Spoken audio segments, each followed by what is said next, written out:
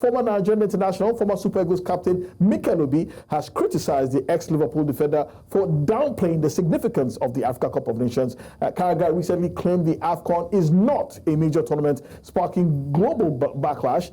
Mikel, speaking on his podcast, expressed frustration over the remarks, emphasizing that AFCON holds deep cultural and sporting significance in Africa. The 2013 AFCON winner highlighted the tournament's impact, inspiring generations of African footballers and producing legends like Ballon d'Or winner George Weah. He also pointed out that the dedication of African fans who follow European football despite economic hardships. Mikel insisted that Carragher, who never won an international title, had no right to undermine a competition cherished across the continent. Now, Favor, let me come to you.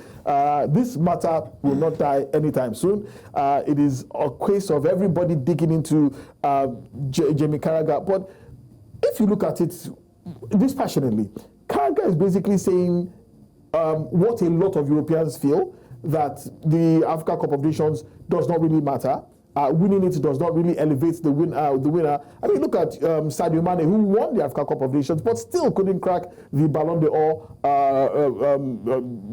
awards for that year as well. And it's just a question of I think it's seeming how the kind of disdain with which the West views anything that comes out of Africa, be it African football or African footballers. Well, I think in that perspective, when you look at players who have gone on to win the African or the World Footballer of the Year, you look at also the trophy they won. I mean, the World Cup, for like the likes of Lionel Messi, who won the World Cup, the last World Cup he won.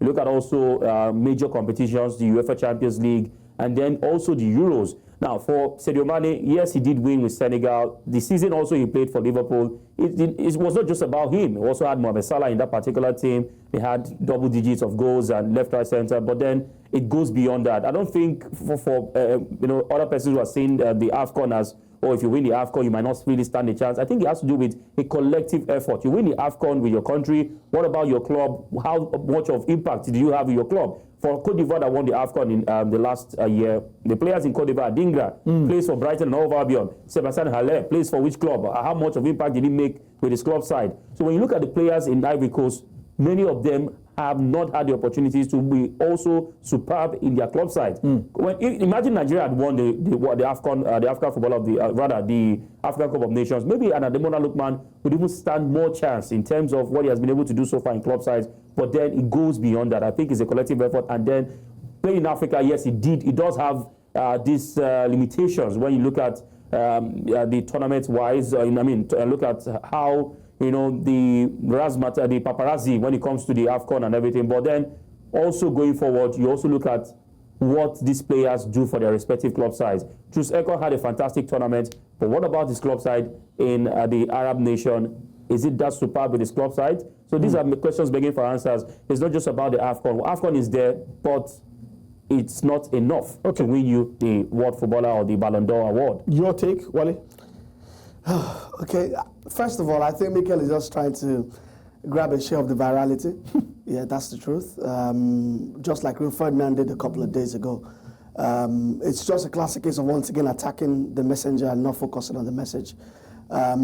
Carragher might not have won the Premier League, but won the Champions League. So it still remains a Liverpool legend, you like it or not. So let's focus on the message, and that's the most important thing here.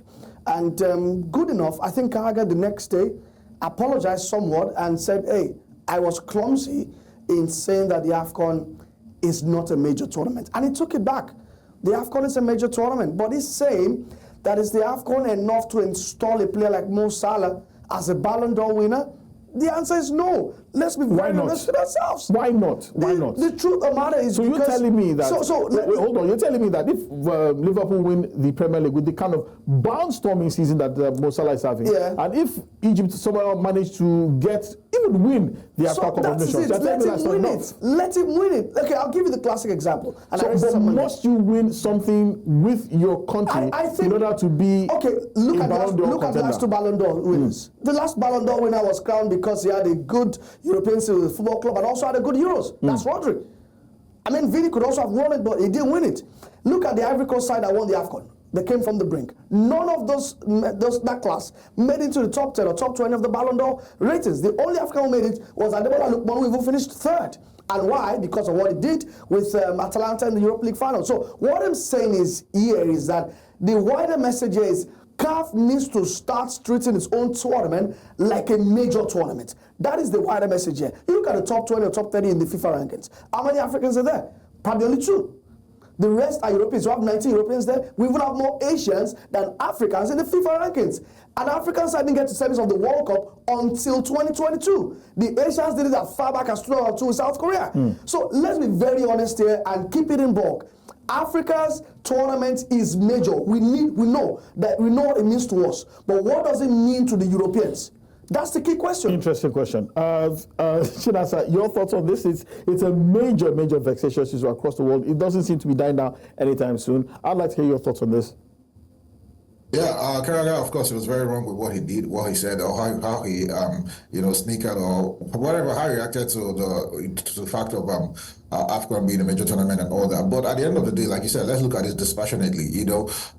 We have to look inwards sometimes when it comes to things like this, because we all should have a hand in pushing the AFCON. Making it as big as it can be, making it major, making it impactful in things like this. Let me give you an example. Mohamed Aboutrika, when Egypt won, was it 2 or 3 AFCONs consecutively?